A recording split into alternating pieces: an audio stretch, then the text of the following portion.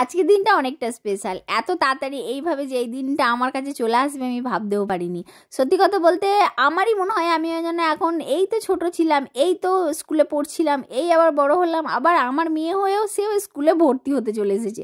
বিশাল বড় একটা দিন, কি বলবো। মানে মাহেরা বড় হয়ে মাহেরাকে স্কুলে ভর্তি করতে চলে এসেছি। এতদিন পড়তো প্লে স্কুলে, জাস্ট আমাদের বাড়ির কাছে, এখন পার্মানেন্ট স্কুলে ভর্তি করব। তার জন্য ফর্ম ফিল আপ চলছে। স্কুলে মাহেরার পরীক্ষা হলো, পরীক্ষাতে মাহেরা মোটামুটি পাস করেছে, ওর নাম এসেছে, তার জন্য ফর্ম ফিল আপ করে ভর্তি চলছে। আমি দেখেছেন ফর্মটা ফিল আপ করে নিয়ে লাইনে দাঁড়িয়ে আছি, আর ওরা আপনার কি মজা করছে। দুজনে আছে না ভাই বোন মিলে, মনে করেছে ফাঁকা জায়গা পেয়েছে, বিন্দাস ছুটে বেড়াচ্ছে, মানে একদম কোনো টেনশন নো পড়োয়া কাউরির। তো ওইভাবে ছুটছে আর গুনে গুনে দিদি তো হচ্ছে পয়সা। শহর এলাকায় পড়াতে গেলে ভাই পয়সা তো মানে মাস্ট, কোন দিক দিয়ে পয়সা বেরিয়ে যাবে বোঝাই যাবে না। তো সেটাই হচ্ছে ব্যাপার। গ্রামে অনেকটা কম লাগে, শহরে একটু বেশিই লাগে। হ্যাঁ স্কুলটাও ভালো, খারাপ না, ওই জন্য ভালো স্কুলে দিলে তো ভালো মোটা অঙ্ক বের করতেই হবে, এটা নিয়ম। তারপর বেরিয়ে পড়লাম। আব্বু ওর আব্বার সাথে গেল না, আমি চাচির সাথে থাকবো ভেবে আমার সাথে থাকলো। তারপর টোটো করে ওদেরকে নিয়ে ঘর চলে এলাম।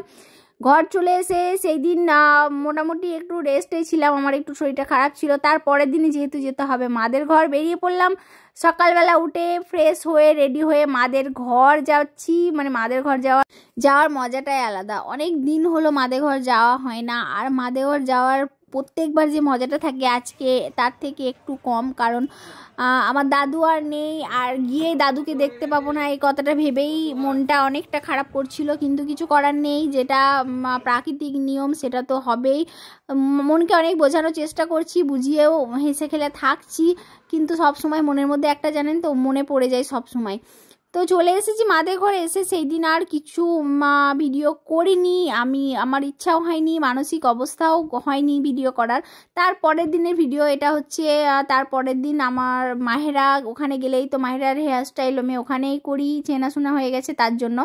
তো মাহেরা হেয়ার স্টাইল চেঞ্জ করলাম বলতে চুলগুলো বড় বড় হয়ে গেছিলো, সেগুলো কেটে ছোট করে দেখেন মাহেরাকে কত স্মার্ট লাগছে। আগে কেমন খেপি লাগছিল, বড় বড় চুল হয়ে গেছিলো, মনে হচ্ছিলো কেমন যেন একটা লাগছিল। তো আর সেই সাতগেছিয়া বাজার, আমার পুরনো বাজার, যেখানে আমার মনে হয় যেন সব কিছু আমার কমফোর্টেবল। বর্ধমানে থাকছি কিন্তু বর্ধমানের থেকেও আমার সাতগেছিয়া মেমারি বাজার আমার এখনও পর্যন্ত কমফোর্টেবল লাগে।